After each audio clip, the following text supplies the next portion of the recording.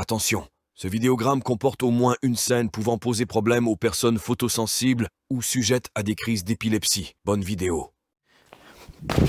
Salut, je m'appelle Anthony Perrier et je suis un vrai connard. Enfin en tout cas j'étais un connard avant d'avoir cette voiture parce que moi depuis tout petit je dis que le drift c'est de la merde, que c'est anti-mécanique, que c'est fait pour se la péter et montrer la taille de son sgeg et en fait, j'avais tort. Ouais, j'ai toujours pensé que le drift c'était de la merde mais en fait je suis allé à l'Ultrace en Pologne qui est pour moi un petit peu le fief du tuning drift slash stance européen voire mondial et puis j'y ai vu plein de choses intéressantes. Notamment des voitures qui sont pas du tout faites pour le drift mais qui sont en train de faire du drift, qui sont pas du tout préparées esthétiquement pour avoir un style japonais mais qu'ils le sont et j'ai trouvé ça extraordinaire. Il y avait une vraie camaraderie et un vrai truc qui m'a un peu donné l'envie d'essayer, donc j'ai essayé.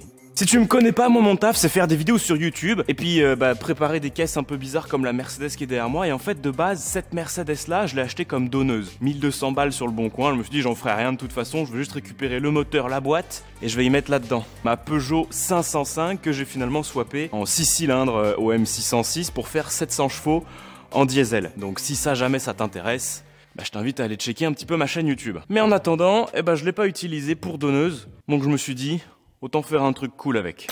Et ouais voilà, le tuning c'est ça. En gros je suis parti d'une base de Mercedes S202, donc une classée génération W202 en break parce que je trouve ça super stylé. Et puis j'y ai mis un kit qui vient de chez Static Daddy qui est tout simplement exceptionnel, un kit complet en fibre. Et j'ai mis des énormes jantes rotiformes que j'ai fait resurfacer pour avoir ce magnifique finition chromé et je suis amoureux, c'est incroyable. Sauf que voilà, pour faire du drift, j'ai également soudé le pont et puis j'ai également fait une petite préparation moteur. Alors rien de très énervé, mais ça suffit largement pour amuser les filles. J'ai mis un petit turbo Max Speeding Rods que j'ai bien boosté niveau pression et puis il y a également un calculateur qui a été reprogrammé par Sean Tracy qui est un petit peu le gourou de l'OM605 OM606 en pompe EDC. Ouais, ça j'en parle de manière approfondie dans la dernière vidéo de la 505 que j'ai converti en pompe mécanique. Là j'ai gardé la pompe électronique pour que ce soit le plus facile possible. Voilà, j'ai branché le calculateur, ça a marché et là on est entre 250 et 300 chevaux et ça marche extrêmement bien. Bref, pourquoi est-ce que je vous rassemble aujourd'hui ?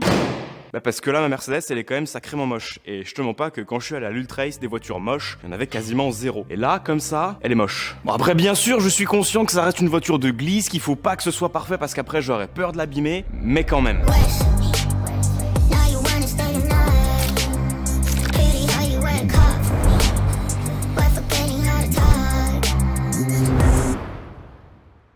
Avant que je laisse Anthony continuer d'expliquer ses délires de carrosserie, laissez-moi faire comme dans ta meilleure série Petflix. Un flashback d'américain, un clayback. Yo Clayton, épisode 18873. Alors, on est là pour faire le débrief de la sortie Drift. Oui, Archie aussi va faire un débrief. C'était exceptionnel, la prochaine fois tu dois nous accompagner. Ouais, prochaine fois je viens, c'est sûr. Mais, il y a quand même un petit mais. La ligne, formidable. Vraiment, regardez, elle a bien travaillé, magnifique. Alors juste par contre, ceux qui me disent que la voiture, elle est pas assez basse, je vous assure qu'elle est assez basse et que je ne vais pas la rabaisser davantage parce que là déjà c'est super relou. Ne serait-ce que sortir du garage c'est une épreuve. Donc bref, tu vois la ligne elle a bien travaillé, elle a chauffé, donc on a des belles couleurs, on a du joli rose, du joli bleu et tout. Et ça en vrai c'est stylé. Mais voilà, le vrai souci entre guillemets, si vous avez vu la vidéo Drift, si vous l'avez pas vu d'ailleurs, je vous invite à aller la regarder, je vous mets le lien en description et juste en haut à droite. La voiture elle fait un bruit de hibou. Ouais. On dirait un morse qui siffle, elle fait ouh.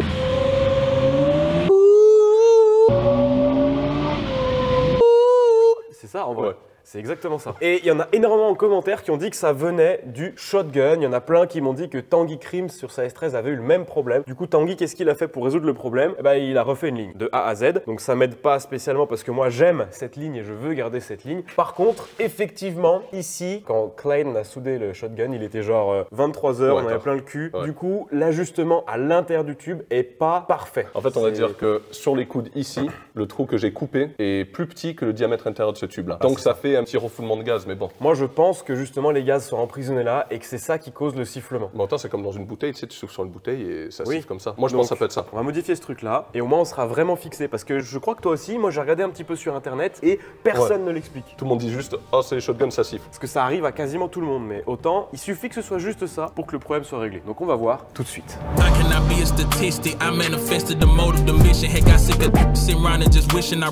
Bah, à mon avis, le problème est là, mec, hein. Eh ouais, on avait pas fait gaffe en fait, mais là on a genre une entrée en 40 mm. Je sais pas si on verra bien à l'image. À mon avis, le problème est là. J'espère que c'est ça. Là, ça veut dire qu'il suffit juste de remeler un peu pour enlever ça et tout remeler proprement là, histoire que ça soit vraiment propre et feu. Bon, ça, normalement, c'est bon.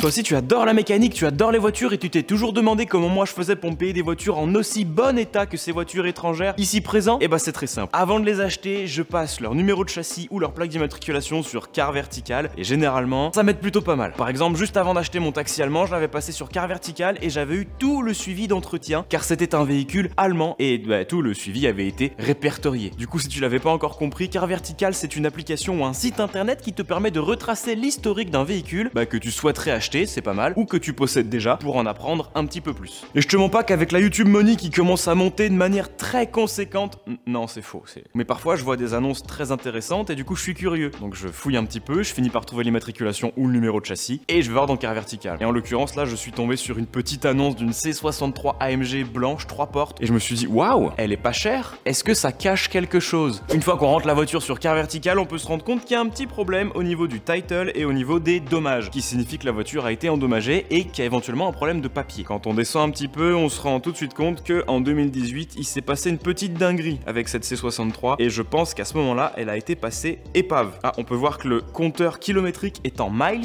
Potentiellement, la voiture était aux États-Unis. Et effectivement, la voiture était bien aux États-Unis et elle a été bien accidentée là-bas puisque on a un salvage title qui signifie que la carte grise a été coupée à un moment parce que la voiture avait été déclarée épave. Alors j'imagine que depuis la voiture a été réparée et tout va mieux puisque elle s'est retrouvée en France et elle a l'air d'avoir une plaque d'immatriculation française, donc les démarches ont été faites correctement. Mais encore une fois, c'est quand même toujours très intéressant de connaître un petit peu l'historique d'une voiture, surtout avant de l'acheter, quand il s'agit d'une caisse comme ça avec un V8 en Silite 2, c'est quand même pas si mal. Dans tous les cas, si ce service t'intéresse, n'hésite surtout pas à te rendre sur Car Vertical et à taper le code promo PDLV pour obtenir 20% de réduction sur ton rapport. Et en attendant, moi il y a encore un petit peu de boulot sur la voiture avant d'en arriver là.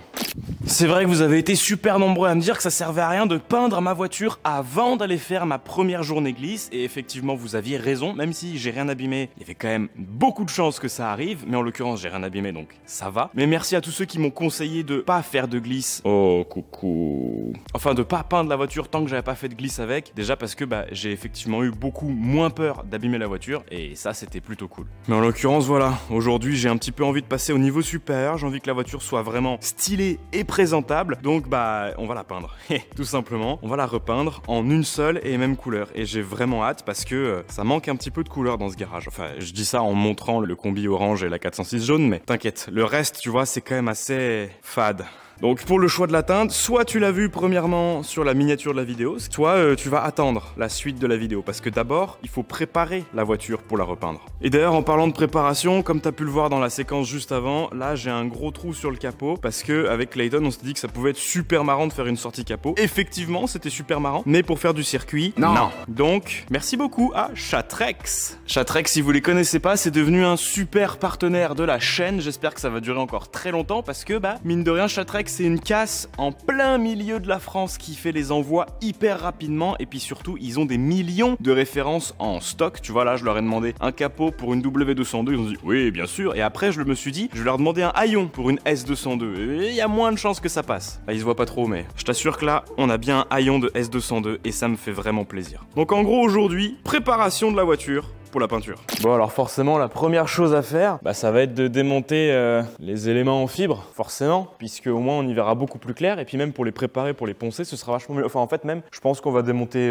quasiment la totalité des panneaux parce que la voiture, je vais lui faire une peinture complète, même les intérieurs de porte et tout, donc je pense que j'aurai pas trop le choix de tout démonter. Mais l'avantage, c'est que ça se démonte plutôt facilement, on va pas se mentir. Bon, et dans cette vidéo là, je serai pas tout seul, enfin en tout cas dans cette première partie. Anthony, tu fais rien tout seul, dans la vidéo de la 505, t'as toujours des gens qui viennent t'aider et tu fais rien toi-même. Premièrement, c'est faux. Et deuxièmement, aujourd'hui, j'ai une contrainte qui s'appelle le temps. Et tout seul, je peux pas tout faire. Ouais, t'as qu'à faire moins de projets. Non. Donc, aujourd'hui, ça va être ponçage de la voiture. Et souvenez-vous, il y a quelques temps, quand on avait préparé la 406 Safari, d'ailleurs qu'on a fait entièrement nous-mêmes à la bombe, il y a quelqu'un qui était venu m'aider pour poncer et peindre la voiture. Et ce quelqu'un, c'est Emilien. Coucou. Et lui, c'est Emilien. Oui, c'est moi. Tu vas bien, Emilien? Ça va et toi? Ça va très bien, merci beaucoup. Là, Emile, le but aujourd'hui, ça va être de préparer la caisse pour la peinture. Comme tu as sans doute pu le voir, j'ai déjà remplacé des éléments parce qu'il y en a qui étaient complètement morts et il y en a que j'ai pas remplacé. Genre la portière là-bas. Non, c'est l'aile le pire. Voilà, c'est ça le pire. Ah, bon, un peu de rouille, de surface. Hein. Ouais, ça c'est de la surface. Il y a aussi la porte. Au début, je voulais la changer. Puis vu que c'est super chiant de changer une porte sur cette voiture, je me suis dit non mais C'est bien. c'est bien comme ça. Oui. Donc l'idée, c'est pas de faire une peinture parfaite, parce que statistiquement, c'est ma voiture qui est le plus susceptible de mal finir. Donc il faut pas non plus passer trop de temps sur la préparation et trop de temps sur la peinture. Je vous vois venir là déjà les apprentis peintres. Regarde, ils poncent dans le sens anti-horaire, alors que moi, mon maître, il m'a appris. On va faire comme on peut. Emilien est carrossier, il sait ce qu'il fait. Même si je vais moi-même lui donner des instructions de fais pas comme tu sais faire, s'il te plaît. On fait ça vite et bien, ok? Tout à fait. Tout à fait. Donc ouais, voilà, il y aura beaucoup de défauts à récupérer. Emile m'a déjà dit ouais, mais les bosses et tout, on les... Non, t'inquiète. On s'en fout. Voilà, on met une tartine de mastic sur les bosses, c'est pas grave, de toute façon, elle aura de nouvelles bosses. Il faut que ce soit fait le plus vite et le plus simplement possible pour que si jamais un jour je pète la voiture, ce soit facile de refaire la même chose. Bref, tout ça pour dire qu'il y a du boulot. Démontage, ponçage, il y a du boulot. Donc ouais, globalement, il faudra changer le capot, changer le haillon, parce que le haillon est rouillé. En vrai, si on arrive à rattraper la rouille du haillon, on s'en branle, on le change pas. C'est pas non plus énervé, je pense qu'en mettant un bon coup de meule, c'est bon. On verra, ouais, au ponçage comment ça rend, si c'est pas trop profond. Donc ça, si ça va, ça reste. Sinon, bah, j'ai un haillon là-bas, comme je vous ai montré juste avant. En revanche, le capot, on pourra pas y faire grand-chose. Le capot sera remplacé, hein. Parce que notamment, il y a un gros trou. Voilà, je pense que vous l'avez tous remarqué. Et deuxièmement, il y a une espèce de giga pli. Là, il se voit bien là quand on suit le reflet. Et ça, autant me dire que quand il y aura une peinture toute neuve dessus, bien brillante, ça va se voir directement. Ouais. Exactement. Ça dégage. Globalement, ça va être un chantier de merde, mais c'est pas grave, on va s'amuser. Ça va être trop rigolo, hein? Oui, on va s'amuser.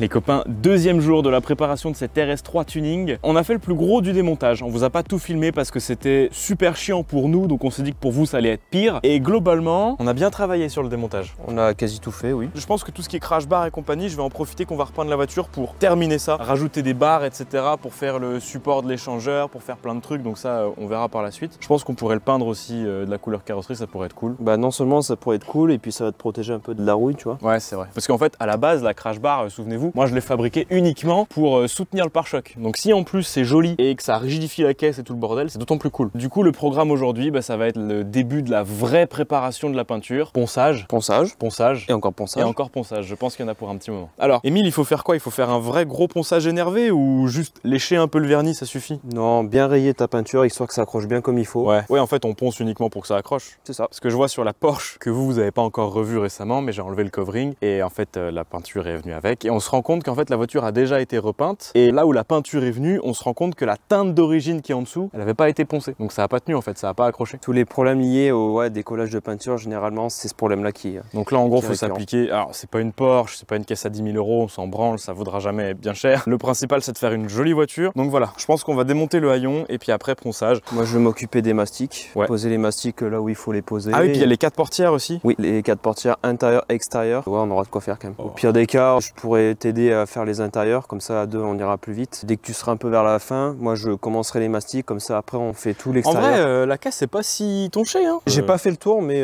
je m'attendais à pire. De toute façon, comme je t'ai dit, on va pas se casser la tête, hein. On va pas... Oui, ça va être les recoins, voilà, ça va être chiant Ouais, parce que on va se faire mal aux doigts, machin, on va passer du temps pour pas grand chose, mais voilà. Il faut le faire, si on veut faire les choses à peu près bien, on est obligé. Même pour une vidéo des plus simples où il s'agit simplement de mettre en œuvre la peinture d'une automobile, Anthony n'est pas foutu d'empêcher les problèmes techniques. Du coup, il n'y a pas de son sur CES superbe moment explicatif qui explicationnent qu'ils vont commencer à poncer l'auto et mastiquer l'auto. Top 7 des youtubeurs avec le plus de problèmes techniques. Top 7. Anthony Perrier.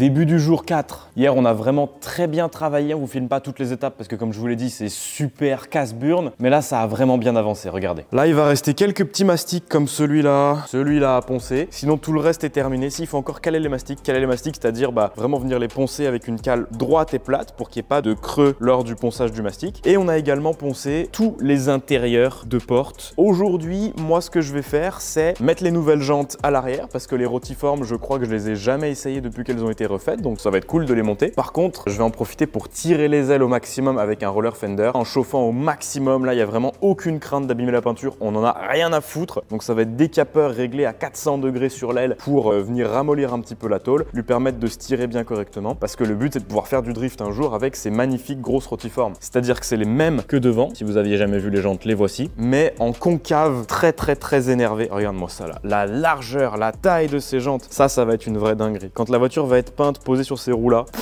vous n'êtes pas prêts. Donc ouais, dans l'idée aujourd'hui, il y a encore beaucoup de travail. Moi, je vais me focaliser en premier lieu sur les ailes arrière. Il y a aussi l'intérieur de coffre à poncer si je dis pas de conneries. Hier, je l'ai juste nettoyé, donc il faut également poncer toute cette partie-là. Comme ça, quand on ouvrira le coffre, ce sera également de la bonne couleur. Et il y a encore beaucoup de boulot parce qu'il y a tous ces éléments-là à poncer. Donc ça, c'est toutes les arches, les coquilles de rétro, les baguettes latérales. On aura également le capot ainsi que le haillon qui est derrière à préparer. Et ici, tout au fond du garage, se cachent les portières qui seront également à poncer et à préparer et bas de caisse pare-choc. Donc ouais, ça va encore être une très grosse journée. Encore un énorme merci à Emilien qui m'aide énormément pour aller très vite sur la préparation parce que tout seul, je pense que ce serait juste imbuvable. Et la jupe arrière aussi. Ça, je l'ai pas encore dit, mais ça aussi, ça va être tout poncé, tout repeint. Et je vais également en profiter pour venir souder parce que ici, c'était complètement bouffé par la rouille. Toute cette zone-là qui était en tôle à l'origine, j'ai tout découpé, j'ai tout viré ce qui était rouillé et je vais venir me fabriquer des petites platines qui vont venir se souder ici et au fond. Dans l'idée, vous savez tout sur cette nouvelle journée. Tu fais quoi là? Fais ouais,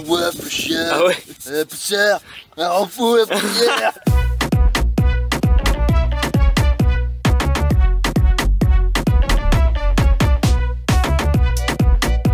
Bon, pendant qu'Emilien dehors est en train de nous poncer les ailes et de préparer les ailes, parce qu'il y avait aussi un petit peu de rouille sur les ailes, moi je vais m'occuper des ailes arrière. Lui s'occupe des ailes avant, forcément, t'avais compris. Sauf que les ailes arrière, pour vraiment m'en occuper, il faut qu'on utilise mes nouvelles roues. Eh oui, parce que tant qu'à faire, quitte à emmener la voiture en carrosserie et la repeindre, autant préparer les ailes pour accueillir mes nouvelles rotiformes correctement. Alors j'avais déjà mis un coup de roller fender sur l'aile justement pour passer ces roues-là, mais vu que là elles sont absolument neuves et que ça m'a coûté une petite fortune de les refaire à neuf, j'ai vraiment pas envie de les frotter d'une manière quelconque. Donc je vais tirer au plus possible avant d'emmener la voiture en carrosserie, histoire que ce soit vraiment propre. Si tu connais pas le roller fender, alors que je répète ce mot depuis tout à l'heure, c'est tout con, je vais te montrer, c'est un appareil qui permet d'écarter un petit peu les ailes et surtout de replier la petite lèvre qui est à l'intérieur de l'aile, parce que quand tu rabaisses ta voiture avec des roues un peu larges, c'est le premier truc qui frotte. Et au-delà du fait de frotter et que c'est assez chiant, ça te découpe le pneu et ça pour le coup c'est très chiant. Je me rappelle plus trop, mais je crois que j'avais mis des cales. Tac, double alésage, dont l'alésage Mercedes. Donc je repère les trous à l'avance. Ah, les jantes neuves, mon Dieu, mais quelle angoisse, les jantes neuves. Oh là là là, j'aurais dû les laisser dégueulasses. Quelle angoisse. Là, ça dit quoi? Ah ouais, ça a l'air pas mal. Parce que là, on dirait pas, mais mine de rien, les 4 roues avec les pneus, le traitement, le resurfaçage, tout le bordel, l'équilibrage, le montage. Ouais, on doit être à plus de 2000 € les 4 roues, je pense. Ouais, la YouTube Money, elle sert à ça, hein, tu vois. Ah, quand t'es youtubeur, t'es riche. Non, quand t'es youtubeur, t'as des belles jantes. C'est différent. Alors, avec les cales de 12, 10, je sais plus, en termes de fit, qu'est-ce que ça dit?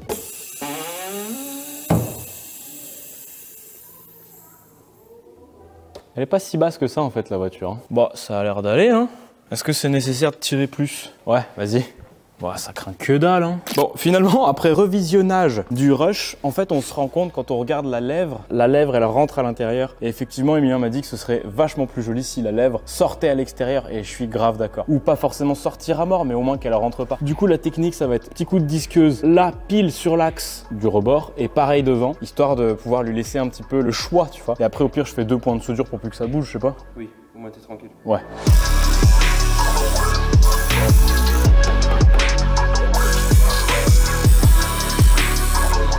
Du coup là je viens d'installer mon roller fender et je me suis dit bon bah allez hop c'est parti.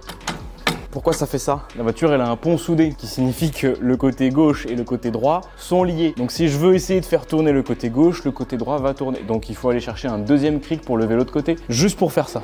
Le tuning, c'est la vie. Voilà à quoi ça ressemble un roller fender. C'est un outil que tu viens foutre sur ton moyeu et tu tires et tu tournes et tu pousses en fonction du rendu que tu veux. Et du coup, des capeurs thermiques Milwaukee, on fait chauffer l'aile pour que ce soit un peu plus facile. Bon, aussi pour éviter que la peinture craque, mais là en l'occurrence, c'est pas le problème. Ah putain, c'est le pont qui est super dur du coup. Faut faire tourner les deux roues pour tourner le roller fender, c'est un cauchemar. En fait, il faut y aller petit à petit. Tu vois, ça touche d'abord les bords, et ensuite, si je veux faire le milieu, il faut encore plus sortir. Ouais, c'est bien, c'est cette arête là qu'on veut jarter. Là, comme ça, là, tu vois. Ça fera la diff, t'as raison. Encore. Toujours plus. Je vais avoir un kit Rocket Bunny. Bon, bah voilà, la roue est de nouveau posée avec l'aile qui a été légèrement tirée et en vrai là, c'est très bien. Là, on est pile à fleur de jante. C'est trop stylé et ça implique que si on veut rabaisser la caisse, on peut. Maintenant, on a beaucoup plus de marge, donc ça c'est très cool. Et franchement, putain, mais vous êtes pas prêts, la caisse elle va être exceptionnelle. J'ai tellement hâte de vous la montrer terminée et de la voir terminée parce que je l'ai pas encore vue terminée, vous vous doutez bien, puisque devant moi, elle n'est pas terminée. Donc bref, tout ça pour dire que maintenant, il reste à faire exactement la même chose de l'autre côté. Jour 5 de l'avancée sur la préparation de la RS3. Alors on a beaucoup avancé, en fait je filme pas grand chose. On passe beaucoup d'heures sur la voiture et sur les éléments de la voiture, mais on filme quasiment rien. Là comme tu l'as vu, on vient de faire les ailes arrière. Et du coup là en off, on a réajusté un petit peu la crash bar arrière, on l'a redressé un petit peu, rabaissé un petit peu pour que le pare-choc arrière fit mieux, puisque j'avais fait ça un petit peu à la ZUB. Je sais pas si vous vous rappelez de l'épisode, mais il était genre 2 ou 3 heures du matin, je voulais juste fixer mon pare-choc. Donc là maintenant je vais m'occuper de la crash bar en elle-même, c'est-à-dire que jusqu'à présent c'était simplement un support de pare-choc. Tu vois, le pare-choc sur toute sa largeur vient se reposer sur ce petit tube rouillé, et ensuite sur les côtés de la voiture on avait juste 2 vis qui venaient fixer le pare-choc. Donc c'est pas vraiment une crash bar, c'était vraiment un support de pare-choc. Là l'idée ce serait de venir souder des tubes sous la crash bar pour justement fabriquer une vraie crash bar. En gros, une crash bar ça sert à quoi? Ça remplace les amortissements d'origine que peut offrir un pare-choc, et en plus de ça, ça permet de soulever la voiture, parce que là, je sais pas si vous vous en souvenez, mais j'étais venu me souder sur les longerons directement. J'avais fait des platines vissées, elles-mêmes soudées sur le longeron, pour justement avoir un maximum de force, un maximum de prise. Donc en gros, tout ça pour dire que là, je vais souder 2 tubes qui vont descendre jusqu'ici, un tube ici en guise de renfort, et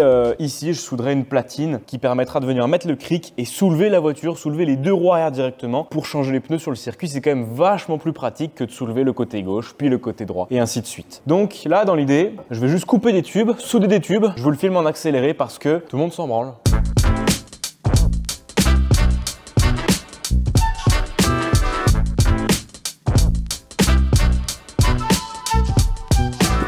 Il est 19h15. Le dernier plan que j'ai filmé, ça devait être il y a genre, je sais pas, 4 heures ou 5 heures, un truc comme ça. Et j'ai pas touché un papier à poncer de la journée. Je me suis focalisé uniquement sur la crash bar parce que, quitte à mettre le pare-choc, autant faire une belle crash bar. Sauf que la crash bar que vous avez vu filmer en accéléré n'a rien à voir avec la crash bar que je vais monter maintenant. Cette crash bar n'a rien à voir avec celle de tout à l'heure parce qu'en fait, celle de tout à l'heure, elle a complètement plié en levant la voiture. Et j'avais pas envie de vous le filmer parce que ça m'a un peu énervé. Donc, Sur le coup, on a rigolé, mais après un peu moins. ouais. Du coup, on a dû recintrer la barre du haut parce qu'elle avait complètement plié. En fait, c'est la barre du milieu qui a poussé ce tube-là vers le haut. Donc, avec Emilien, on s'est dit que mettre 2 renforts dans ce sens-là, ce serait mieux et ça aiderait à équilibrer un petit peu la force vers l'extérieur, donc vers les longerons. Donc, on a dû remettre l'attelage et disquer l'attelage. J'ai pas envie d'en parler plus longtemps. Donc là, ça va être un petit peu le test de vérité. Ça vise toujours de ton côté? Ouais, toujours. Bah, très bien. C'est impeccable. J'espère que ça va le faire. Là, c'est un peu le moment de vérité. On soulève, on voit si ça plie, au moins on sera fixé. Parce que tout à l'heure, ça s'est vu direct. Vas-y. Ok. Ça bouge pas d'un caramel. On est d'accord? On est d'accord.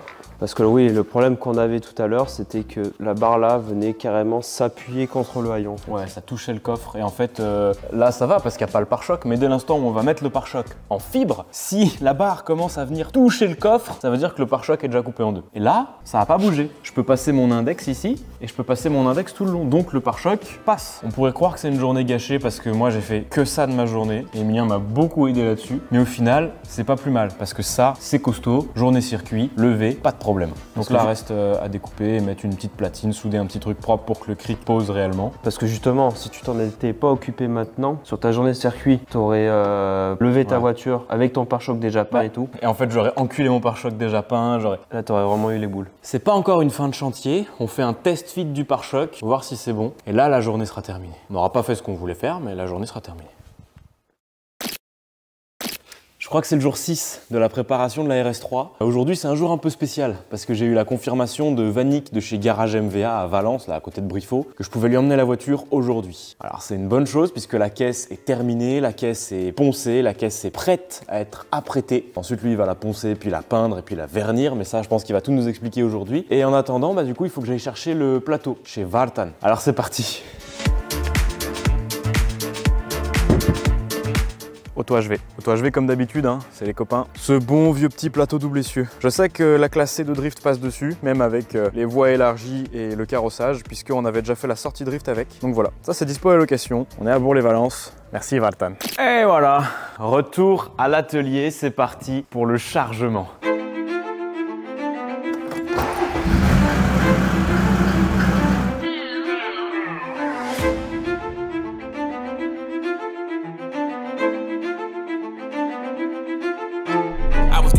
I was made for it. Working before I was paid for it. Ain't no finish line, I'm trying to race to it. I'ma run it. Jour officiellement, je crois que c'est le jour 7. Officieusement, la dernière séquence que vous avez vue, c'était il y a plus d'une semaine. Entre temps, j'ai avancé sur plein d'autres choses dans le garage et pas sur la Mercedes. Je suis à côté d'un demi-capot de Mercedes. Pourquoi? Parce que du coup, forcément, vous l'avez compris, le capot avec le trou dedans, le capot, ne sera pas utilisé. De toute façon, il peut plus trop l'être là. Donc ça va nous servir pour faire plusieurs choses. Mais d'abord, je vais vous montrer l'avancée qu'on a eue. J'aurais mis un. Salut! Ponçage des éléments. Donc forcément, on peint également les intérieurs. Donc ça nécessite de poncer les intérieurs et c'est très chiant. Ça, c'est moi qui m'y suis coltiné ce matin. Et Emilien, pendant ce temps-là, s'est occupé de la préparation du capot. Alors ça, c'est beaucoup plus satisfaisant parce que c'est une grande pièce et puis il y a eu des mastiques de poser, il y a le ponçage qui est terminé. Par contre, en fait, il faut savoir que Vanik, donc chez Garage MVA à Valence, à Briffaut, il m'a dit qu'il lui fallait une teinte pour peindre. Et vu que moi, je veux faire une teinte un peu unique, il n'y a pas de code couleur. Il m'a dit, soit tu me fournis un code couleur, soit tu me fournis une plaquette de la bonne couleur que moi, je peux passer au spectromètre pour te reproduire la teinte, pas me reproduire moi-même. Donc j'ai acheté du brillant direct parce que de base je pensais faire un peu la peinture comme ça à l'arrache, peut-être même dans l'atelier avec du brillant direct, c'est vachement plus facile à mettre en œuvre. Mais lui il m'a dit non, quitte à faire les choses, autant les faire bien jusqu'au bout. Donc on va le faire en revernis quoi, tout simplement. Sauf que j'ai pas de code couleur, j'ai juste ma teinte là, donc on va lui faire une plaquette. Et pour ce faire, rien de mieux que d'utiliser le demi-capot original de la voiture. D'ailleurs on peut voir qu'on est peut-être monté dessus, je sais pas trop ce qui s'est passé. C'est peut-être quand je suis allé chercher les cartons motules, peut-être que je les ai posés là. Donc en gros là, l'idée ça va être de poncer le capot, faire comme si on allait le peindre normalement. Et ensuite, on va préparer la teinte.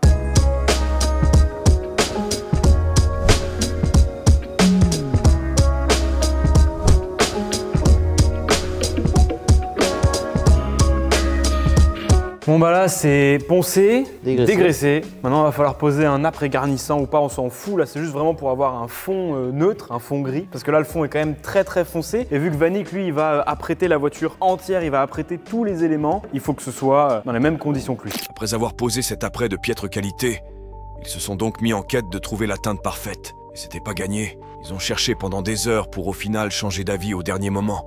Afin de vous épargner la souffrance que représente cette partie de la vidéo, j'ai décidé d'intervenir et de forcer le monteur à couper ces images. En plus, ça fait du suspens pour la teinte finale. Et vous allez voir, elle est bien dégueulasse. Jour 7, 8, je sais plus. Aujourd'hui, je m'occupe de la fibre. Pourquoi? Parce que j'ai eu la superbe idée il y a quelques mois de ça de dire ouais, la classe C de drift, je vais laisser l'attelage derrière. Comme ça, je pourrais tirer la 505 avec et...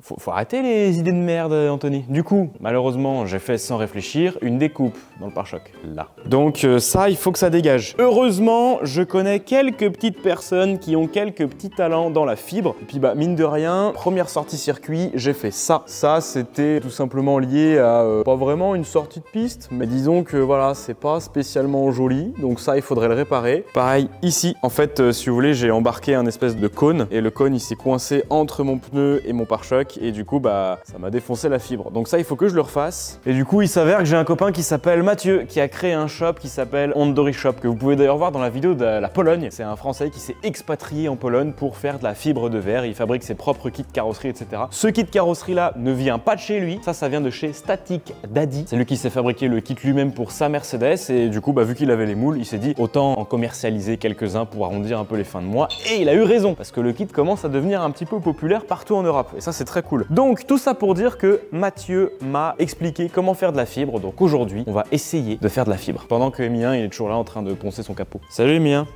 Bref, aujourd'hui, la fibre. Bon, du coup, il m'a expliqué, on commence par faire un espèce de coffrage avec du scotch. Donc, bah, je vais mettre du scotch à l'extérieur là. C'est pas grave si c'est pas vraiment parfait, puisqu'après, de toute façon, je remettrai du mastic à l'extérieur. Donc là, le pare-choc est refermé. Ensuite, il faudrait que je me prépare un petit pot de résine et qu'avec un ustensile, je vienne mettre de la résine un peu partout ici, histoire de mettre de la résine un peu partout ici. La résine, elle va servir à venir boucher mon trou. Et puis après, je vais mettre de la fibre de verre. Je sais pas, on va voir, ok? Je vais mettre du scotch orange de déménagement un peu partout parce qu'il est plus épais, collera peut-être moins, j'en sais rien. J'ai 3 trous à boucher sur le pare-choc arrière. J'avais fait des trous ici pour mettre des vis. Je vais les délocaliser, je repercerai ailleurs, donc ça dégage. Pareil de ce côté et forcément l'attelage. Bref. Je mets du scotch et on se rencontre au moment de mettre la résine. Bon, on va commencer par le côté le plus énervé. Je badigeonne, je badigeonne, je badigeonne. Je suis pas convaincu de la solidité de ma réparation là, je vais faire un peu plus large. J'en sais rien, j'apprends hein. Là, je prends ma petite bande de fibres et je vais couper des petits morceaux que je vais foutre un peu partout. Je pense que c'est comme ça que ça marche. Hein. Franchement, coupe des petits bouts, pose des petits bouts. Ah, je vais peut-être reprendre le pinceau. Ouais, je pense que c'est ça qu'il faut faire en vrai. Hein. C'est cool en vrai, c'est intéressant, j'aime bien. J'en ferai pas mon métier, je pense, mais c'est intéressant, c'est joli. C'est joli, voilà. Le mec, super, c'est joli. Ok, bah là, je vais me recouper des petits carrés, puis je vais faire pareil un peu partout.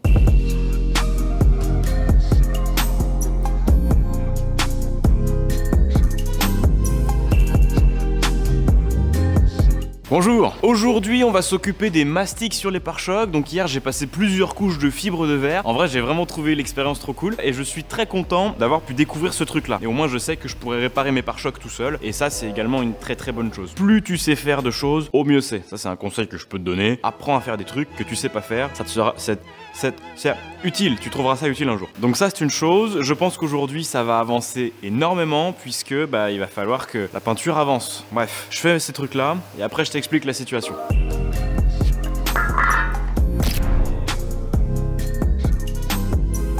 Bon, puis là, bah, tous les éléments où j'ai mis un petit peu de résine, un petit peu de fibre, petit point de mastic pour venir combler l'extérieur, après ponçage, après peinture, après drift, après voiture cassée, après on recommence tout.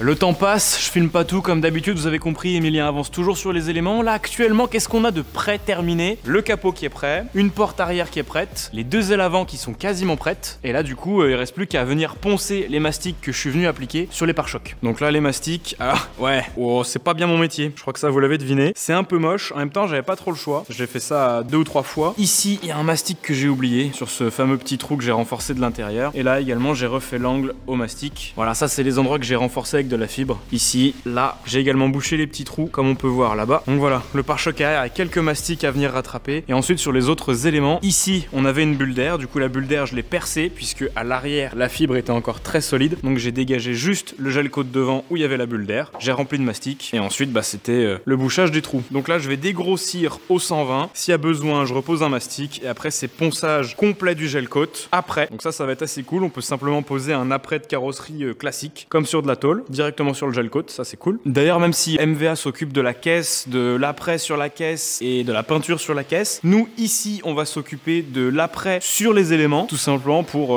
mettre un petit peu d'avance aux carrossiers chez MVA parce que ça leur fait moins de boulot. Au moins ce sera fait et ce sera plus à faire. Ils ont juste à poser la peinture une fois qu'on leur livre les éléments. Juste pour vous situer un petit peu, on est actuellement le 20 mars et on part en tout cas le 28 mars très tôt le matin, donc il reste globalement 7 jours, un peu moins 6 jours pour finir la caisse. J'espère que ça va le faire.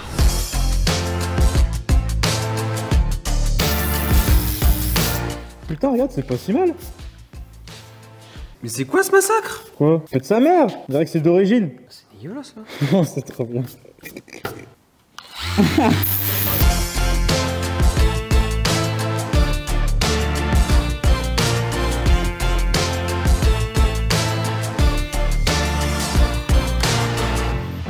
Oh là là.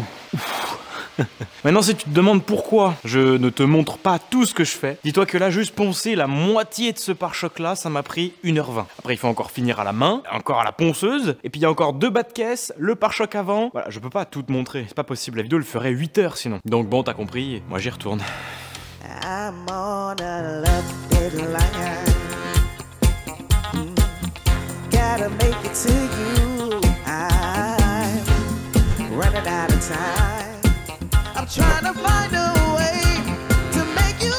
Bon, les choses ont bien avancé. Heureusement, j'ai envie de te dire. Demain, donc dans quelques secondes pour vous, quelques minutes, je vais chez le carrossier, chez MVA. Je suis très content. On va voir la voiture apprêtée. Il va nous expliquer un petit peu comment on fabrique la teinte, bref, toute la suite de la préparation et de la peinture de la voiture. Et là, derrière moi, qu'est-ce qu'il fait avec un pare-choc rouge? Bah, c'est très simple. Je suis venu avec une bombe de peinture badigeonnée les éléments plats et lisses du pare-choc pour venir les poncer avec une cale. Pourquoi? Alors, j'explique ça. Il y en a sans doute qui sont en mode bah oui, évidemment, pourquoi tu nous parles de ça? Oui, mais dites-vous que là, il y a plein de gens qui n'ont jamais fait de carrosserie. Moi-même, je suis pas carrossier, mais je connais 2-3 petites techniques qui sauvent la vie, tu vois. Et un carrossier là-bas derrière, il doit être content de me voir caler et faire des trucs correctement pour une fois. Donc c'est cool. Ça sert à quoi? Bah, c'est utile quand vous faites de la carrosserie et tout et n'importe quoi. Mais ici, ça va être surtout utile parce que on est en présence d'éléments en fibre de verre. Donc la fibre de verre, comment c'est fabriqué? Il y a un moule, premièrement, qui est fabriqué sur une pièce existante ou un prototype, peu importe. Donc forcément, un moule, ça vit, ça travaille, c'est jamais parfait. Ça dépend sur quoi tu te bases pour fabriquer le moule. Il peut y avoir des défauts, c'est tout à fait normal. Donc là, je vais essayer de corriger les défauts. Les défauts, qu'est-ce que c'est? C'est des vagues, des imperfections qui font que c'est pas lisse, c'est rugueux, c'est pas joli. Tu vois, par exemple, grâce à ce petit coup de bombe rouge, j'ai passé juste la cale vite fait. Là où c'est blanc, c'est là où c'est poncé, c'est les points les plus hauts de mon pare-choc. Et là où c'est rouge, c'est là où j'ai pas encore enlevé la bombe. Et effectivement, quand je passe mes doigts, je sens que là, c'est plus haut que là. Et ça, c'est des trucs que tu vois pas si tu mets pas un témoin. Comment ça s'appelle? Un témoin de ponçage. J'ai quand même un petit peu le jargon, t'as vu, c'est cool. Oh là là, c'est le retour de la voix off qui vous épargne 53 minutes supplémentaires d'explications sur la carrosserie de cette merde et d'ess. Anthony, on l'aime bien, mais à un moment, les gens ont cliqué pour voir une peinture, alors il s'agirait de se bouger le turlututu, par choc pointu.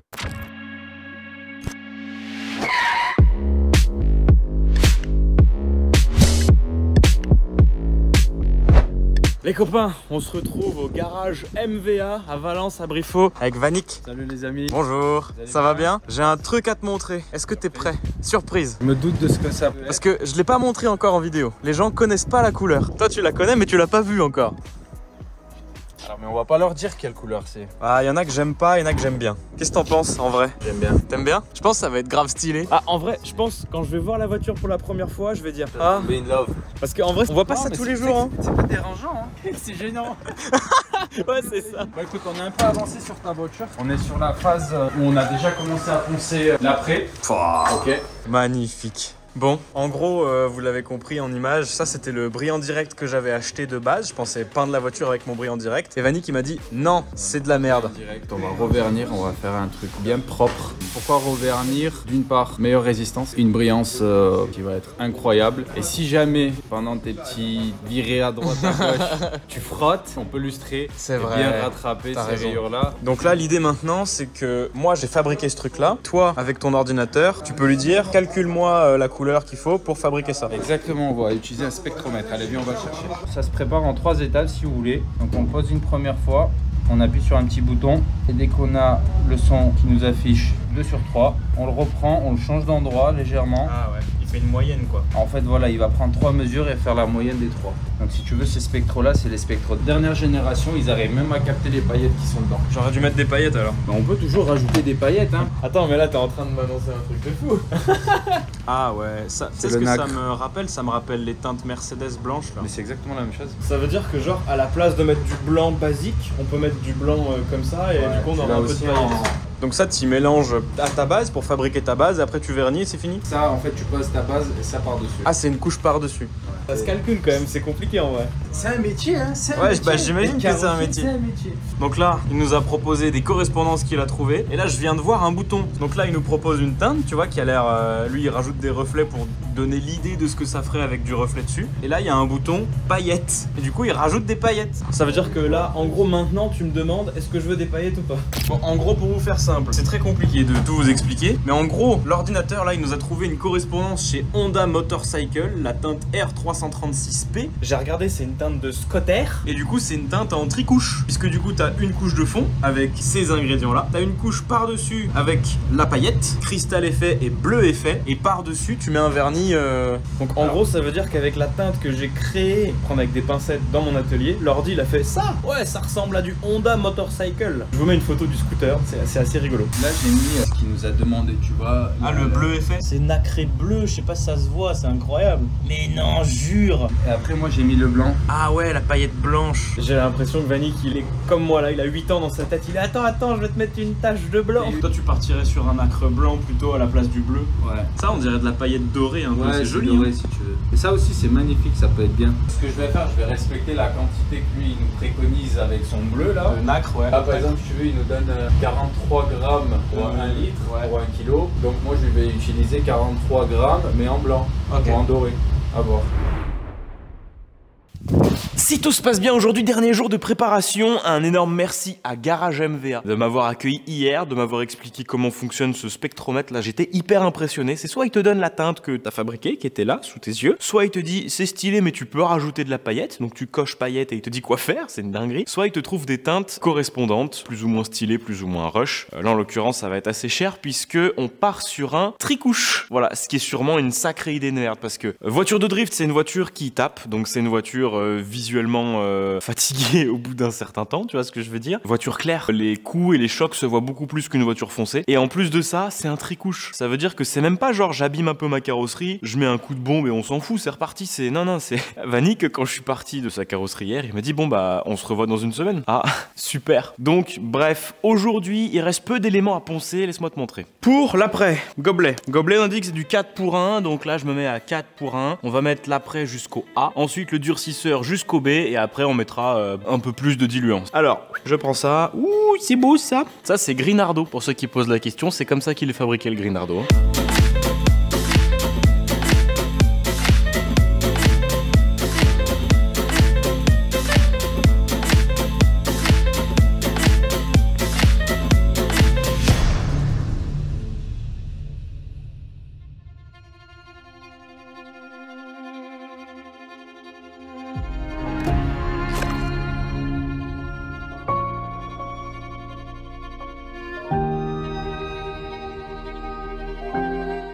Les gars, de retour chez MVA. Et là, Vanik qui vient de me dire on va faire une petite plaquette. Salut les gars. Bon, je vais pas tout vous filmer, mais en gros, on va sortir le code couleur, le machin, le truc, et puis après, on va faire la composition de la peinture. Et ça, j'ai vraiment hâte de la voir en vrai, parce que c'est que le rose Honda bizarre là, introuvable sur internet. Hein. Tu peux acheter des stylos retouches et tout, mais il n'y a pas de photo des scooters. Donc, je suis curieux.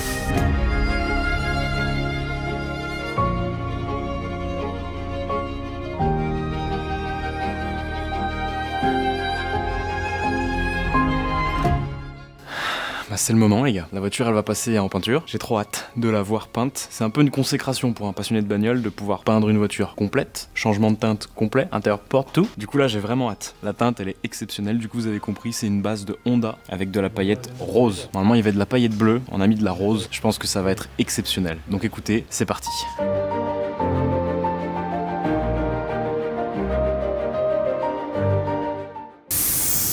Je vous jure, là, je suis vraiment comme un enfant. Je suis comme un enfant. C'est Noël, c'est pareil. J'ai imaginé une couleur, elle est là. C'est trop fort. Bon, du coup, juste pour vous tenir au courant. Là, actuellement, le peintre est en train d'appliquer la seconde couche de la base, du rose basique. Donc c'est plutôt cool, ça va très vite. Je suis très content. Après, ça va être la production du nacre. Ça va être super cool. J'ai vraiment hâte de le voir dans le petit pot, là, en train de se faire mélanger. Et j'ai surtout hâte de le voir sur la voiture. Parce que là, à mon avis, ça va changer complètement la voiture. Et ça va être très cool. Deuxième couche. Pourquoi une deuxième couche? Parce que la première elle est toujours un petit peu plus faible, tout simplement pour que ça accroche et pour que ça couvre. C'est aussi pour ça qu'on peut être dans la cabine sans masque, sans rien. Moi tout à l'heure j'ai demandé à Vanik tu me prêtes un masque, il m'a dit pourquoi faire, ça sert à rien. Et effectivement ça sert à rien, il n'y a aucune odeur. d'odeur, aucune poussière, aucune vapeur, rien, c'est impressionnant la peinture à l'eau. Donc ouais, tout ça pour dire que c'est de la peinture à l'eau, peut-être que ça couvre moins que la peinture à solvant là. Je parle pour rien dire, je suis juste super excité et j'ai peur de rien avoir à vous dire. Qu'est-ce que t'en penses? Moi j'adore. C'est vrai? Ouais. Ça change hein, ça va être incroyable. Du coup maintenant ça va être fabrication du nacre.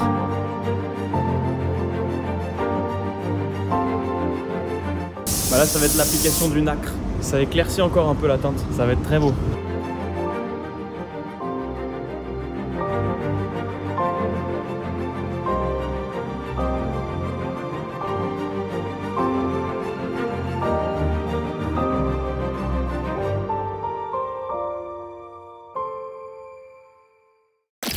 Les copains, nous sommes le lendemain, je suis surexcité et on se retrouve chez AutoHV. AutoHV, si vous le connaissez pas, c'est le petit gars qui m'a aidé à monter ma classe C en E63S, visuellement en tout cas, le reste bon on verra plus tard. Et il adore les Mercedes, mais ça je pense pas que j'avais vraiment besoin de vous le dire. Donc AutoHV c'est de la location, tous les véhicules que vous voyez derrière moi sont dispo à la location, mais c'est aussi de la mécanique. D'ailleurs il a un très bel atelier de mécanique dans lequel on a remonté cette Mercedes, enfin bref. Trêve de bavardage, il loue également des plateaux remorques et des dépanneuses et c'est pour ça qu'on est là aujourd'hui, parce que là on va aller chercher la classe C, enfin la RS3.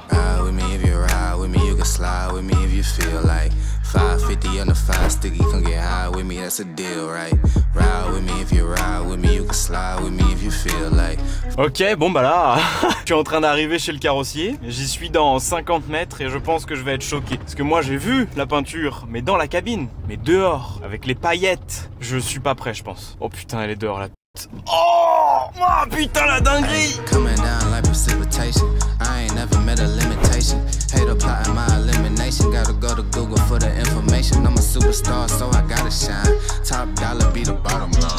Ah putain, sérieux, et tirez-vous de là. On va se faire chier dessus. Non, là vraiment. Là... Je pense vraiment que faire peindre une voiture, c'est vraiment une consécration. Ça y est, 3e fois que je le dis dans la vidéo. De ma vie, j'aurais jamais espéré pouvoir avoir une peinture neuve, complète, sur une de mes voitures, avec en plus un changement de teinte. Tu vois, ça fait des années, il y a la 206 qui est juste là, on l'aperçoit un petit peu. La 206, ma première vraie voiture, le projet HDI 200 chevaux. J'ai toujours rêvé lui faire une peinture neuve, et ça fait depuis que j'ai 19 ans que j'ai la voiture. J'ai actuellement 27 ans. J'ai jamais eu les moyens, ni les couilles, entre guillemets, de me lancer sur une peinture complète. Et là, non seulement on se lance sur une peinture complète, mais en plus, avec des carrossiers hyper compétents qui m'ont fait un travail de dingue. Vous verrez, la qualité, elle est vraiment extraordinaire. Je vous mets l'Instagram Garage MVA Valence juste en dessous. Voilà, si vous avez besoin de devis, de quoi que ce soit, ils font aussi de la location de voiture. Bref, sur ce, il y a encore un petit peu de boulot, mais je vais vous montrer un truc. Quand j'étais chez le carrossier, ça nous a vachement fait rire quand même, les cacas des oiseaux sur la voiture. On est en mode, oh, c'est super rigolo quand même, c'est pas de chance. Sauf que j'ai eu Hermelin au téléphone. Hermelin, c'est Resurrect Detailing, c'est celui qui m'avait fait le detailing complet sur la 308 GTI. Oui, effectivement, j'ai eu une 308 GTI, je vous mets le lien juste ici pour découvrir la voiture. C'était super cool et il m'a fait un boulot de fou furieux. La voiture est vraiment revenue de très très loin. Donc bref, tout ça pour dire que j'ai eu Hermelin au téléphone et il m'a dit non, en vrai c'est la merde, ça fait 12 heures que le vernis est sur la caisse. Là, les merdes d'oiseaux, ça va complètement te bouffer le vernis. Du coup, on aura sûrement un happening de Hermelin dans la vidéo qui viendra rattraper cette merveille. Je suis supra dégoûté. Enfin bref, il y a encore du boulot, il faut encore que je m'occupe du pare-choc avant, c'est toujours pas terminé, je l'ai mis en après, il y a plein de défauts qui me plaisaient pas, donc reponçage, remastic sur les endroits fatidiques qui me plaisaient pas, il y en a un peu de partout. Également cette porte là à finir de poncer, faut que je cale mes derniers mastiques, que je fasse un ponçage complet, que je la mette en après, et on aura également le pare-choc arrière à reprendre. Ponçage complet, caler tous les mastiques, après, et j'ose espérer que cet après-midi je pourrai tout emmener chez le carrossier pour qu'il me termine ça rapidement, parce que mine de rien on est quoi là, on est mardi, samedi matin 8 h, la voiture elle est sur le plateau, on va en Bretagne. Ça va être chaud mais ça va le faire.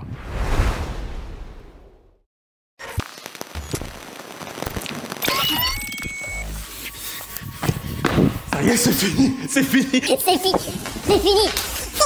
C'est fini, c'est fini Emilia ou pas c'est pas fini? C'est fini ou pas c'est pas fini? C'est fini, c'est fini, c'est fini. Il est quelle heure? Il est quelle heure? Ça y est, j'en ai plein le cul là, j'en ai plein le cul. Je suis même pas fatigué, 4 heures. C'est pas un mensonge, il est putain de 4 heures du matin. Regarde tout ce qu'on a fait, ça c'est poncé, ça c'est poncé, ça c'est poncé, ça c'est poncé, ça c'est poncé aussi, ça c'est poncé, ça c'est poncé, là il est poncé. Ça c'est tout poncé. En fait je suis même plus fatigué. Là j'arrive à un stade où je pourrais poncer toute la nuit. Tu m'as pas dit il y a 2 jours que t'étais trop chaud qu'on fasse la Porsche? Vas-y moi je ponce la Porsche, j'en ai rien à foutre. De 40 c'est bien, de 40 c'est quoi ça? Regarde les tacs, elle est là, t'as pas plus gros? T'as pas plus gros Emilia? Pose la Porsche. On va la peindre demain, demain on peint la Porsche. Un foot moi, un foot. Viens m'aider, on pense la porche.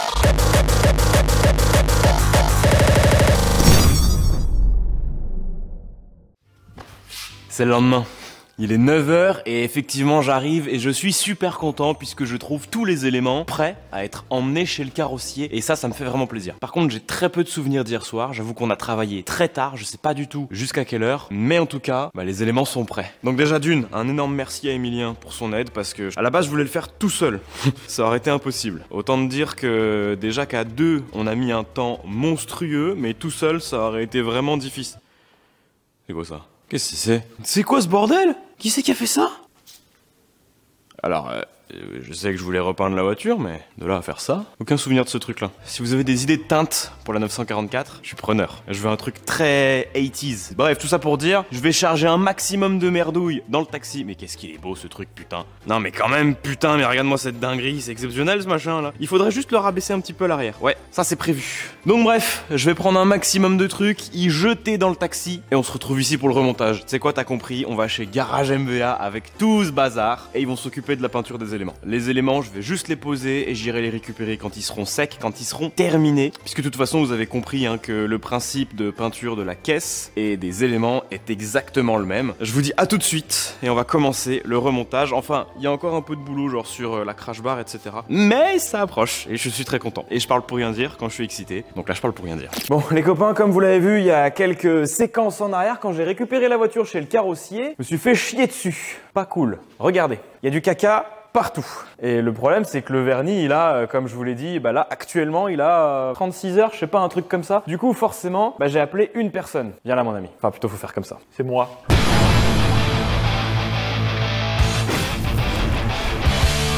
Comment ça va? Écoute, ça va et toi? Ça va très bien, merci beaucoup. Hermelin. Hermelin Resurrect Detailing du côté de Grenay. Exactement. On avait fait la 308 GTI ensemble et elle était revenue absolument pépite. Du coup, je me suis dit là, avec ce petit problème, il y a une personne à appeler, c'est Hermelin. Et effectivement, il m'a dit, ne touche à rien, petit con. J'ai dit évite. Petit con. Relou un peu, non? En fait, ça dépend. Ça se trouve, ça va juste être un nettoyage. Mais étant donné qu'elle sortait de à peine 15-20 heures de séchage, ça peut réagir et donc légèrement marquer le vernis. On va nettoyer et ensuite on verra ce qu'il y a dessous. Si ça se trouve, j'ai rien à faire. Il y en a beaucoup par contre. Oui. 1, 2, 3. Ça rebondit là 4, 5, 6, 7, 8. Là 9. Et là aussi 10. C'est un bon ratio pour 12 heures de séchage de vernis, je trouve. Je pense qu'ils avaient une dent contre toi. Je te jure, j'ai levé les yeux, j'entends. Je lève les yeux, je vois 40 oiseaux en train de tourner en rond. Et là, j'entends. Tu as subi un bombardement? Non. On était morts de rire, mais pas à l'aise. C'était du rire nerveux. Donc, il y a ce truc-là que je voulais te montrer. Oui. Et il y a également autre chose, venez voir. Bon, alors, tu sais, j'ai des jantes rotiformes, on en parlait. Oui. Jantes rotiformes qui m'ont coûté à peu près 2000 €. Ok. Et tu vois, mes rotiformes, elles sont très très plates. Oui. Celle-là, elle était posée sur ma servante. Ah. Puis j'ai poussé la servante. Et puis la servante a poussé la jante. C'est embêtant. Donc je l'ai remmené à Rimax. Donc ceux qui m'ont fait l'usinage de la jante, ils m'ont dit l'alu a été touché à certains endroits, ça a traversé. Ok. Donc est-ce qu'on peut faire un micro-sauvetage là-dessus, tu penses? Je peux essayer. Ça me ferait plaisir. De toute façon, je me doute. Je te mens pas que je vais les enculer en montant sur la dépanneuse pour aller faire du circuit, mais... Au moins elle sera propre avant de monter sur la dépanneuse. Exactement. Et c'est parti. C'était complètement inopiné, je le rappelle. Tout à fait.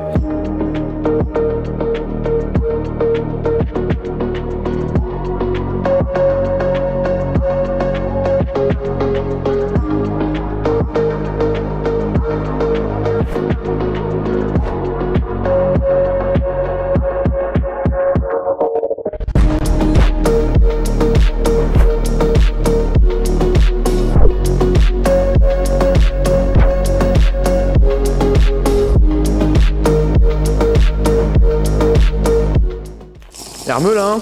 Les diamètres des Ice Tea sont plus que c'est. C'est des Ice Tea roumains, c'est pour ça. Ils sont des petits zizi les roumains. Je suis très content de ce que tu viens de faire. Bah, il n'y a tant plus mieux. Aucun caca de... Il n'y a plus de caca et surtout il n'y a plus de traces de caca. Parce que les cacas en eux-mêmes, bon, c'est pas gênant. Non, les traces de caca, c'est un peu plus emmerdant. Enfin, en vrai, demain, je vois que j'ai des traces de caca sur cette voiture-là. Bon, c'est moins embêtant parce que comme tu disais, ça c'est ma voiture de tous les jours. Elle prend forcément des cacas. Mais du coup, là, c'est bon. La crise a été jugulée. Donc 10 caca égale 10 fois ponçage, polissage. Et et voilà. Ouais, il n'y a pas de secret, c'est dur labeur, dans le sens où le polissage seul n'a pas suffi. Il a fallu pénétrer un petit peu dans le vernis.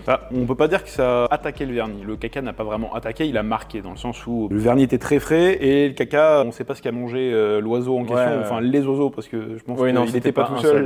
Non. Donc là, l'idée c'était vraiment de retirer une infime couche. J'ai poncé au grain 3000, j'ai caressé la surface avant de polir et voilà. Moi j'adore papoter avec Hermelin parce que là, on vous a filmé un condensé parce que sinon ça ferait une vidéo d'1 heure de detailing. Mais c'est super intéressant de parler avec un mec comme Hermelin qui connaît son sujet. Je veux pas le jeter des fleurs, c'est pas mon genre. Pareil, quand on a fait la 308, au final, on a parlé, je pense, la moitié de la journée. Il nous a expliqué plein de choses. Trop de choses.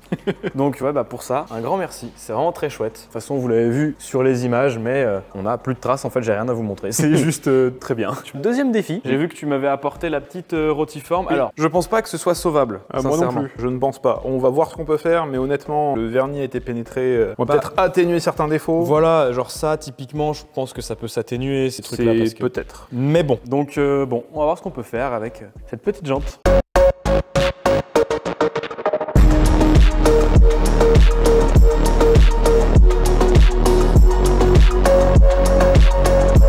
Et ben voilà, quelques minutes plus tard, en vrai, il y a largement du mieux, je vais pas te mentir. Alors oui, là effectivement, ça a bien tapé en deçà du vernis. Il faudra refaire tourner cette jante-là chez Rimax. Bon bah quoi qu'il en soit, Hermelin, un grand merci à toi. Avec plaisir. C'est très cool. On va faire le handshake. Le handshake. À la Trump.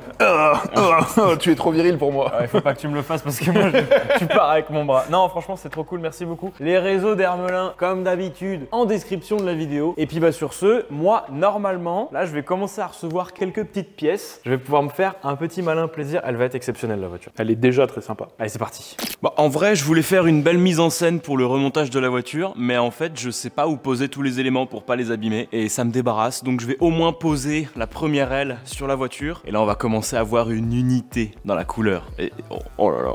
Oh oui. Regarde ça, petit loup. Tu vas voir un homme rayer une peinture en l'espace de 8 secondes. Parce que l'aile avant, elle est super chiante à mettre. Dans le sens où il faut d'abord passer ça ici. Il faut passer ça là. Donc déjà, t'as une chance sur 2 de rayer le montant de pare-brise. Ok, là, on n'est pas loin de la vérité. Waouh, ça touche même pas. Waouh.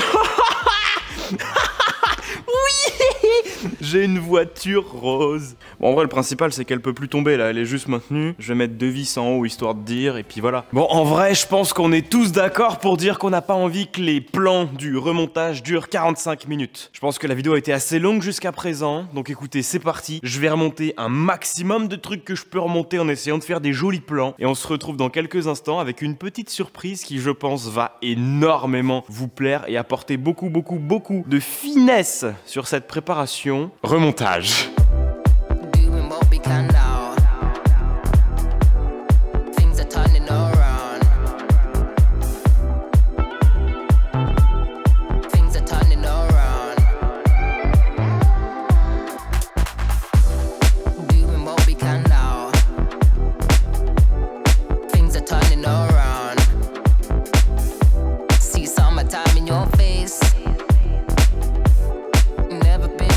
Les amis, nous sommes le lendemain et vous venez de le voir, c'est complètement exceptionnel. Vous l'avez vu, je vous ai fait beaucoup de séquences au ralenti, du remontage de la voiture et là on est sur un résultat, j'allais dire final. Alors absolument pas, puisque je pense que vous pouvez remarquer qu'il manque des petits éléments discrets tels que des portes, un coffre et également une aile conducteur. Ce qui fait que du coup je peux pas remonter la voiture complètement. Mais c'est pas grave, puisqu'il faut savoir que hier on a également avancé sur autre chose. Et quand je pense à un build comme ça, il faut qu'il y ait de la finesse. Si tu fais juste une peinture et 4 jantes, c'est bien. Mais si tu rajoutes des petits détails, on va être honnête, c'est les petits détails qui font toutes les différences sur une voiture. Et en l'occurrence, en parlant de détails, oh, qu'est-ce que c'est ça? Salut. Salut. C'est des gravures à la Dremel. C'est un truc de malade. Je t'avais vu sur TikTok. D'ailleurs, vous l'avez très certainement déjà vu sur TikTok ou Instagram. Je mets ici juste en dessous ces réseaux sociaux. Yuna, tu fais un travail exceptionnel. Merci. Et je me suis dit qu'il fallait absolument que tu viennes participer sur cette voiture-là parce que je trouve que ton style colle à la prépa, tout simplement. Ouais, bah de ouf. Moi, j'adore. Hein. Et moi, j'adore les roses. Et vu que la voiture est rose, je me suis dit, ça marche quoi. Yuna nous a fait ça hier. Et globalement, la technique, en fait, t'es une tatoueuse de voiture. voiture quoi. Ouais, c'est ça, ouais. Sauf que j'ai un stencil, je pose mon calque avec le gel et ensuite à la Dremel. Tu utilises une fraise un peu spéciale, non, pour faire ça? Parce que, ouais, en fait, ça. tu creuses pas loin, hein. On pourrait croire que c'est vraiment profond dans le verre, mais en vérité, c'est une rayure, quoi, en fait. C'est avec, tu sais, des embouts diamantés, là. Et en fait, j'ai demandé, du coup, à plein de gens du contrôle technique et des mécanos, etc. Ils m'ont tous expliqué que, en fait, t'as plusieurs couches de verre sur ta vitre. Et moi, je casse, en fait, la première qui est vraiment superficielle et qui sert à rien, en gros. Donc, en fait, bah, ça risque rien. Genre, tu peux te prendre des gravillons et tout, ça risque à aucun moment de casser. Et d'ailleurs, t'as posé la question au gars du contrôle technique, est-ce qu'il t'a dit si c'était autorisé ou pas? En gros, c'est mon copain, il est dans l'automobile et du coup, il a appelé son pote. Bah, le mec a répondu en vocal et pendant 1 minute, il s'arrêtait pas de rigoler, il se foutait clairement de ma gueule en fait. Et il a dit que c'était autorisé, mais à certains endroits, genre pare-brise. C'est comme des stickers quoi en fait. Ouais, c'est ça, voilà. Mais ouais, Réa de ouf. Franchement, si vous voulez voir un petit peu ce qu'elle fait, bah voilà, comme je vous dis, il y a ses réseaux sociaux juste en dessous et elle fait des trucs très très cool. Et tu fais pas que les vitres? Ouais, je fais tout ce qui est rétroviseur, des feux aussi. En fait, tout va dépendre de la matière. Par exemple, le plastique, comme les feux, je vais vraiment venir creuser. Et puis après, il y a toute une procédure de rénovation du feu et tout pour que ce soit vraiment lisse. Je vous mets juste ici là le short de la 350Z. Ça, c'est une dinguerie, hein, franchement. Tous les 350Z, ils kiffent. Genre vraiment, j'ai plein de messages. En fait, ça marche bien avec les voitures japonaises, je trouve. Et là, c'est vrai que, alors c'est pas une voiture japonaise, mais on est sur des pare-chocs de Nissan S13, tu vois, qui ont été modifiés et adaptés sur une Mercedes. Du coup, on a un peu de style japonais, un peu de style polonais, un peu de... Du coup, je trouvais que ça marchait super bien. Ouais, mais vraiment, elle est trop belle, moi j'adore. Merci beaucoup. En vrai, je te mens pas, hein, à 4 h du matin, je la regardais cette tenue, j'étais putain, mais c'est une dinguerie quand même. Donc, je te mens pas que ta gravure, elle est magnifique, mais j'en veux plus. Mais je vais en faire plus. Du coup, on va faire la même chose, mais pas la même chose de l'autre côté. C'est-à-dire que là, en fait, je voulais imiter un rosier qui prenait naissance, tu vois, dans l'angle de la vitre et qui grandissait un peu en suivant les formes de la voiture. Là, on va faire l'inverse. On va partir de cet angle-là et puis on va faire tomber le rosier. Ouais. Moi, je kiffe l'idée. Bon, bah, c'est parti. Bon, les copains, petite update. Il s'est passé quelques petites minutes, juste pour vous montrer, voilà, Yuna a posé les premiers stencils sur la custode arrière. Et le problème, c'est qu'il faut qu'on se casse parce que nous sommes vendredi et je pars demain pour aller faire du drift. Bref, tout ça pour dire que on va chez le carrossier, on met la voiture sur la remorque et on va monter les derniers éléments. Et j'ai très hâte. Et en plus, on emmène Yuna avec nous. Et puis, bon, on va voir avec les carrossiers, mais je pense qu'elle va graver la voiture pendant qu'on sera à la carrosserie. Ça va être très cool. Is always confusing me.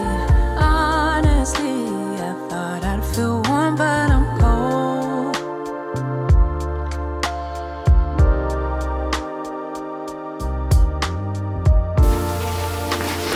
C'était mon coming out. J'ai une voiture rose et j'en suis super content. Elle est terminée. Tout à l'heure, on est retourné chez Garage MVA pour faire le remontage. On n'a pas réussi à la remonter. Donc on l'a mis sur le plateau remorque et on est revenu ici. On s'est armé de beaucoup de courage et surtout des bonnes pièces qui étaient dans les cartons, qui n'étaient pas au Garage MVA, pour remonter la caisse. Et j'avoue que moi, j'avais l'ambition de remonter la voiture et demain aller faire du drift. Tout seul. Heureusement que j'étais pas tout seul, que les copains m'ont rejoint. Merci beaucoup les copains. Grâce à vous, franchement, je pourrais rouler ce week-end. Tu fais tout au dernier moment tout le temps. C'est pas tant ça, hein.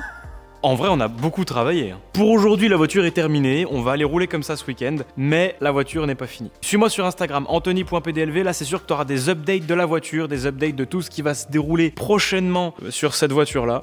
Je suis épuisé. Ça fait 18-19 jours, je sais plus, constant. Marque le nombre de jours là, je me rappelle pas. Je suis épuisé. Dédicace à Emilien quand même, merci beaucoup. Qui a dû passer, je pense, peut-être au minimum 16 jours avec moi. Juste pour poncer la caisse. Et du coup, la conclusion de la vidéo, ça va être bravo les carrossiers. Non, vous avez un vrai boulot de merde, je vous félicite pas pour ça. Vous avez vraiment du courage. Parce que poncer des arêtes là, oh bah j'ai traversé, il faut remettre de l'après. Et bon bref, tout ce qui s'ensuit. Ça c'est ma vision de la Mercedes classe C S202. Inspiration polonaise. J'en suis très fier. Donc vous l'aurez compris, moi j'adore les grosses bagnoles.